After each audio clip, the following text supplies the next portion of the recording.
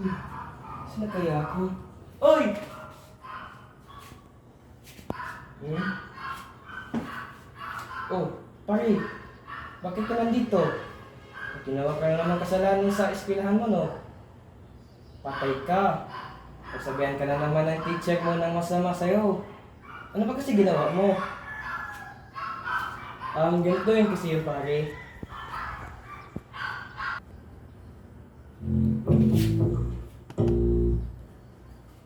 Hey yo, here we go again, pare.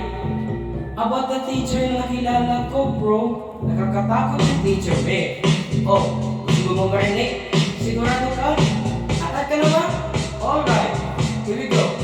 Na may namit ako sa teacher na Filipino resident. Tagalog sa Marikina pero Philips City. Namit ko sa Hermosa, anak ng principal. Only honor, chika, bebe, ang gusto niyang makanto. Pumunta siya sa guard, humingi ng calling card. At ang sabi niya, walang estudyante ang makating class. So sa likod ng calling card, doon niya pinirmahan. Oh yeah, at syempre pirmahan ko din daw ang aking bihay. Pinarking Mercedes at ako'y napatingin. Kinuha cellphone ko at lagay sa aking dibdib. Sabi ko, teacher, what's your name? Sabi ko, P-A-N-O-T. Sabi ko, teacher, what's your game? Sabi niya, shut your mouth, Scully. Go! Si teacher ay laging nagagalit. Lagi siya ay masungit. Siya ay masungit. Gusto niyang kaming palabasin para kami sawayin. Siya ay masungit. Tinawagan ko in 911 SMART. Magnolia dash 11067 na place bukid. So kasalanan ko ay napisip kung ano ang gagawin. Ang mami niya sa Italy at ang daddy ay only. Ang pusa niya Brazilian at ang aso ay Shih Tzu.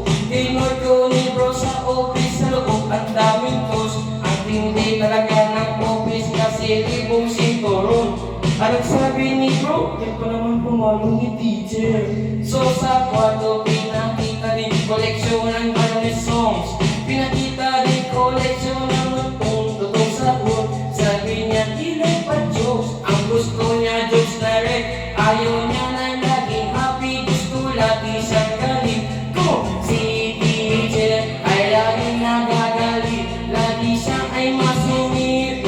Siya ay masungit. Yeah, gusto niya kaming palabasin para kami sawayin. Siya ay masungit. Kung si teacher ay laging nagagalit. Lagi siya ay masungit. Siya ay masungit. Kung gusto niyang kaming palabasin para kami sawayin. Siya ay masungit. Guess what? You know that morning, yo sa aming room. First time ako makatikim o ng intest na lo.